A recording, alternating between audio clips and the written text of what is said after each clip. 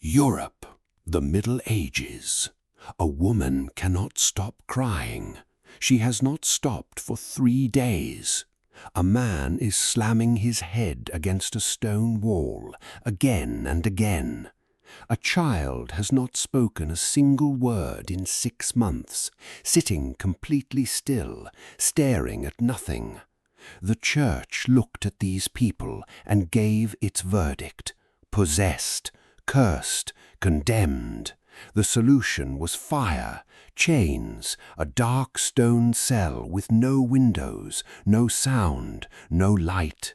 No one asked whether these people were suffering. No one asked whether they could be helped, because no one believed that they were sick. They burned them, they locked them away, they drilled holes in their skulls to let the evil spirits escape. And when none of it worked, they simply forgot them, left them chained to walls in their own filth until they died.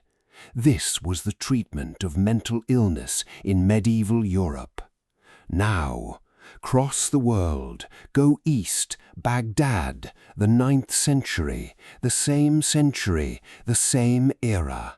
A man with severe depression is lying in a clean bed. Sunlight is coming through carved stone windows, making geometric patterns of gold on the tiled floor. Somewhere nearby, a fountain is running. A musician is playing softly in the courtyard. And a physician, an actual physician, is sitting beside this man, not standing over him, sitting beside him, at his level, asking him questions, listening to the answers. This was not a prison. This was a hospital. And this man was not a demon. He was a patient. The difference between these two worlds, the European dungeon and the Islamic Bimaristan, was not one of resources or wealth. It was one idea, a single revolutionary idea. Mental illness is not a punishment from God. It is a sickness of the brain, and sickness can be treated. Al-Razi said it first. In the 9th century, he sat down and classified mental disorders with the same methodical precision he brought to physical disease. Depression, mania, obsession, phobia, each one a separate condition, each one with its own cause, each one with its own treatment, and every single patient worthy of being healed. Then Ibn Sina went further. He wrote in the Canon of Medicine, "The mind and the brain are not separate things. What you feel is chemistry. The grief that will not lift, the terror that appears from nowhere, the restlessness that never stops, these are not spiritual failures. These are the brain in distress.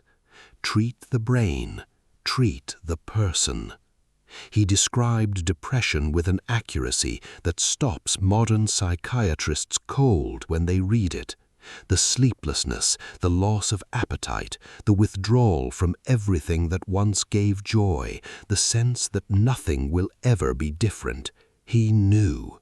He described it all in 1025 AD. The DSM diagnostic manual you would find on any psychiatrist's desk today, it describes the same thing in different words. And the Bimaristan acted on this knowledge in ways that feel almost impossible for their time. Music. Every day at set hours, musicians played in the hospital wards, but not randomly, deliberately. For the depressed patient, lively rhythms designed to pull the mind toward life. For the agitated patient, slow and quiet melodies to bring the body down from its own storm. For the patient who could not sleep, deep, unhurried notes that led the mind toward rest. This was not decoration, this was medicine, the world's first systematic music therapy, practiced in Baghdad while Europe was burning its mentally ill. Water, warm baths for those locked in anxiety, cool water for those too lost in their own darkness to move, the sound of fountains built into every psychiatric ward, because Ibn Sina understood that the sound of running water reaches something in the human mind that words sometimes cannot. Modern hydrotherapy, 11th century. They talked to their patients for hours. Al-Razi believed and wrote this down, that many mental disorders have their roots in unresolved grief or fear, that if a person can find the words for what is destroying them inside, they are already halfway to survival.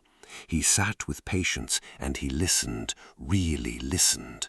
Sigmund Freud said the same thing 900 years later and received a Nobel Prize nomination for it. Work. Ibn Sina wrote that idleness deepens mental illness and that purposeful work heals it. Patients in the Bimaristan were given gardens to tend, fabric to weave, books to copy, clay to shape, not as punishment, as medicine. The emptiness that mental illness creates, work fills it. This is occupational therapy. It was invented in Baghdad. Exercise. Every day, patients walked in the garden, in morning sunlight, sometimes together, which created something that was almost friendship, thin threads of human connection forming between people who had been completely alone inside their own suffering. Ibn Sina had written that physical exercise treats depression as effectively as medicine. In 2024, clinical research confirmed he was right. Sleep. The Bimaristan had dedicated sleep rooms, dark, quiet, with the sound of water, herbal teas at night, because Ibn Sina had said, a mind deprived of sleep cannot heal. You cannot treat a person who cannot rest. 1,000 years before sleep medicine existed as a field. And family.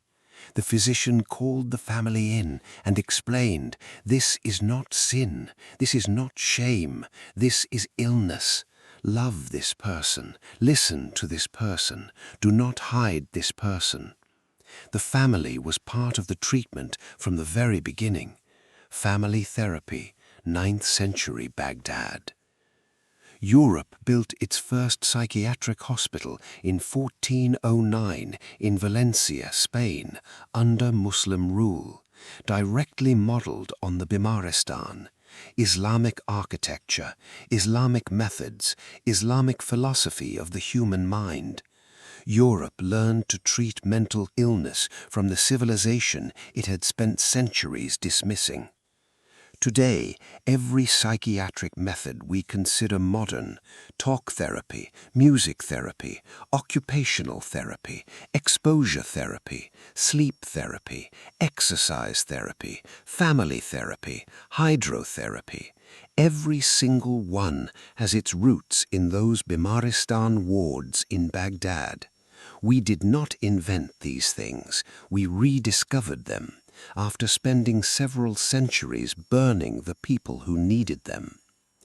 Even now, in so many places, mental illness is hidden, whispered about, a source of shame.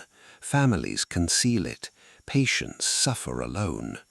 But 1,000 years ago, a physician in Baghdad pulled a chair beside someone who was drowning inside their own mind and simply sat there and listened. And that act, that simple, radical, revolutionary act of sitting beside a suffering person and taking their pain seriously, that is what changed everything. It does not require 1,000 years of medical progress. It requires one decision, to see the person in front of you. Ibn Sina made that decision in 1025, we are still catching up.